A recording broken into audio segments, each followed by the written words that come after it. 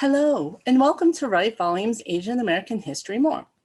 Write Volume's goal is to give diverse voices an outlet for expression, which we have been doing through our anthology series. In order to celebrate Asian American history, we decided to give people an Asian American history present. Here's a quick intro to a writer you may not know, but maybe you should. Edith Maude Eaton, also known as Sui Sin Fa. Edith Eaton was born in Macclesfield, England, March 15, 1865. The child of a Chinese mother, Grace Trefusis, Lotus Blossom, and an English father, Edward Eaton. She was the first daughter and the second child out of 14. Her sister, Winnifred Eaton, born 1875 through 1954, was also a writer who published under a Japanese pseudonym, Onoto Watanna. And you could check out the Celebrating Writing video we created about her too. In the early 1870s, the Eaton family emigrated to Hudson, New York, when Edith was 6 years old, but soon moved to Montreal, Canada. They struggled financially, so Eaton had to quit school to help support the family. At the age of 18, she worked as a typesetter for the Montreal Daily Star, and in 1888, her first short stories were published in the Dominion Illustrated. She moved to the USA and lived in Seattle and San Francisco for almost a decade, 1900 through 1909, where she made a living writing short stories and articles on the plight of the Asian descent for newspapers and magazines such as Los Angeles Express, Boston Globe, Good Housekeeping, The Independent, New York, and New England Magazine. Eaton used the Chinese pseudonyms Sui Sin and Sui Sin Fa, but most of her later works were signed under Sui Sin Fa. She then moved to Boston, and this is where she published her most well-known stories and writings, including the collection of short stories called Mrs. Spring's Fragrance, published by A.C. McClurg in 1912. This makes Edith one of the first writers of Asian heritage to be published in North America. With chronic poor health much of her life, in 1913, she was struck with rheumatism, so she returned to Montreal shortly and died on April 7, 1914, at the age of 49. She never married or had children. Edith Eaton's writing on Asian immigrants in Canada and the US challenged the stereotypes of Chinese immigrants, femininity, cultural identity, and race relations. In the era of the Chinese Exclusion Act, which was a United States federal law signed by President Arthur on May 6, 1882, suspending Chinese immigration for 10 years and declaring Chinese immigrants ineligible for naturalization, along with the Gary Act of 1892, which extended the Chinese immigration ban for an additional 10 years while requiring Chinese residents to carry certificates of residence from the Internal Revenue Service or face hard labor and deportation. Eaton's writing was revolutionary. A new edition of Mrs. Spring Fragrance was released by editors Amy Ling and Annette White Parks in 1995, which also included numerous articles Eaton had written and published in such newspapers and magazines as the Montreal Daily Witness, the Los Angeles Express, the New York Independent, the Westerner, and the New England Magazine. In Voice of a Eurasian, published in 2000 from Chinese American literature since the 1850s by Zhao Hong Yin, Yin contends that Eaton's work reaches far beyond the realm of the Chinese American experience, hence surpassing the Chinese cultural boundaries and serving as a link with white Americans. In Pioneers and Paradigms, the Eaton sisters, published in 1990 from Between Worlds, Women Writers of Chinese Ancestry by Amy Ling, she argues against the polarization of the sisters Edith and Winnifred, instead inserts that both writers' adoption of different authorial personas indicates alternative tactics of survival and negotiation within a hostile environment. I will read two excerpts from Leaves from the Mental Portfolio of a Eurasian, published in The Independent on January 21st, 1890. Excerpt 1 is from the middle of the essay. In course of time, I too learned shorthand and take a position in an office. The local papers patronize me and give me a number of assignments, including the most of the local Chinese reporting. I meet many Chinese persons, and when they get into trouble, am often called upon to fight their battles in the papers. This I enjoy. My heart leaps for joy when I read one day an article by a New York Chinese in which he declares, the Chinese in America owe an everlasting debt of gratitude to Sui Sin Fa for the bold stand she has taken in their defense. The Chinaman who wrote the article seeks me out and calls upon me. He is clever and witty man, a graduate of one of American colleges, and as well a Chinese scholar. I learned that he has an American wife and several children. I am very much interested in these children, and when I meet them, my heart throbs in sympathetic tune with their tales they relate of their experiences as Eurasians. Why did Papa and Mama born us so, asks one. Why? I also meet other Chinese men who compare favorably with white men of my acquaintance in mind and heart qualities. Some of them are quite handsome. They have not as finely cut noses and as well-developed chins as the white men, but they have smoother skins and their expression is more serene. Their hands are better shaped and their voices softer. Some little Chinese women whom I interview are very anxious to know whether I would marry a Chinese man. I do not answer no. They clap their hands delightedly and assure me that the Chinese are much the finest and best men of all. They are, however, a little doubtful as to whether one could be persuaded to care for me, full-blooded Chinese people having a prejudice against the half-white. Fundamentally, I muse, people are all the same.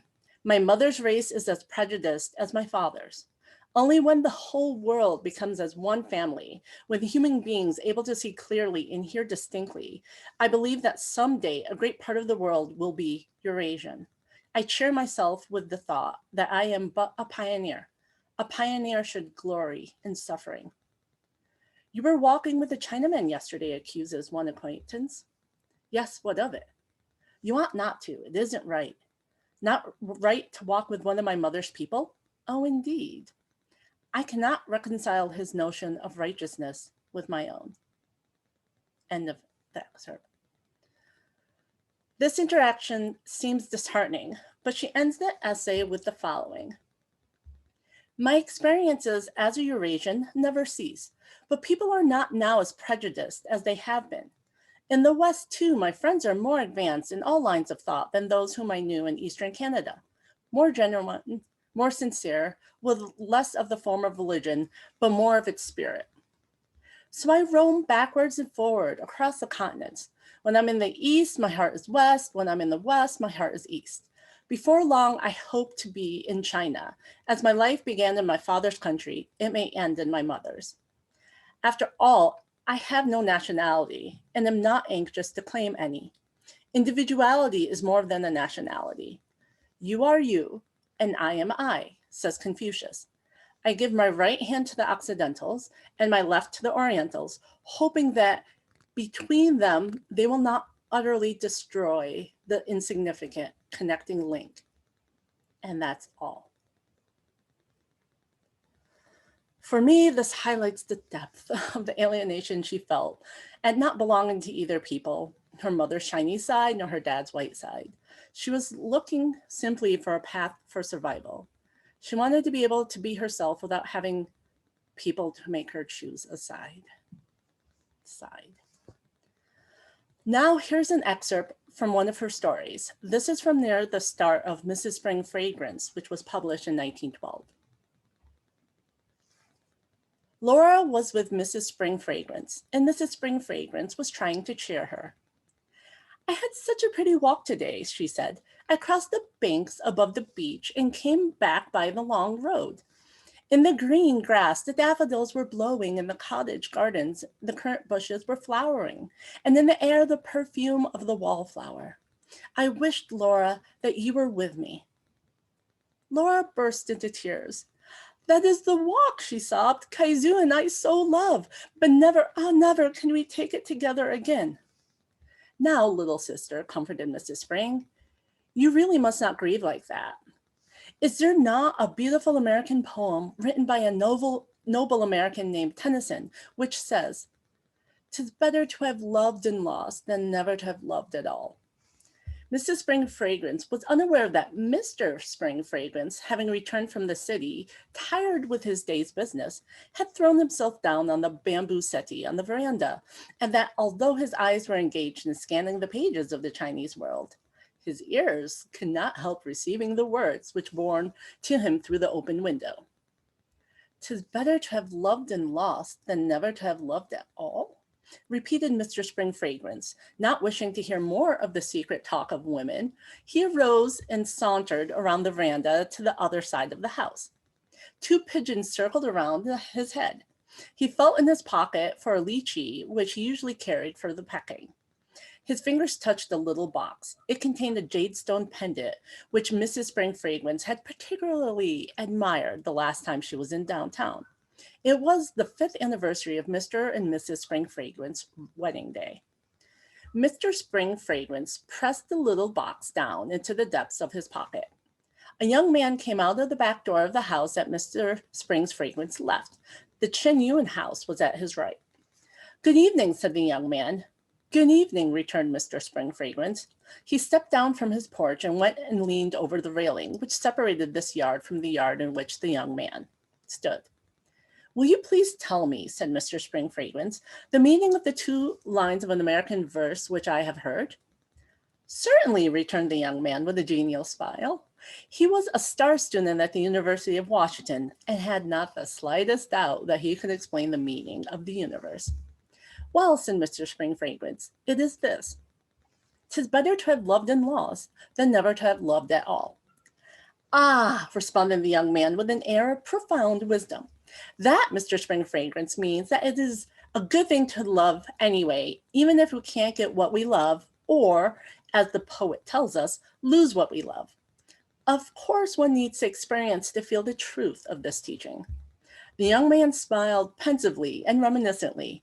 More than a dozen young maidens, loved and lost, were passing before his mind's eye.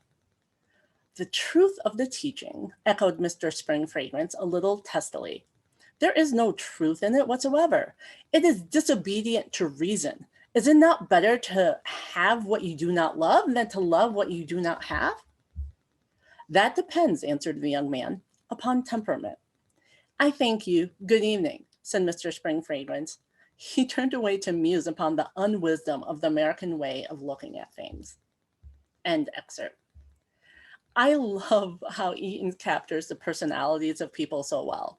Mrs. Spring Fragrance tries to cheer up Laura with innocuous talk, but the heart, which is denied, obsesses over its desires. So Laura brings the conversation back to what she would want to do with her love, Kaizu, but can't because she's in an arranged marriage to someone else.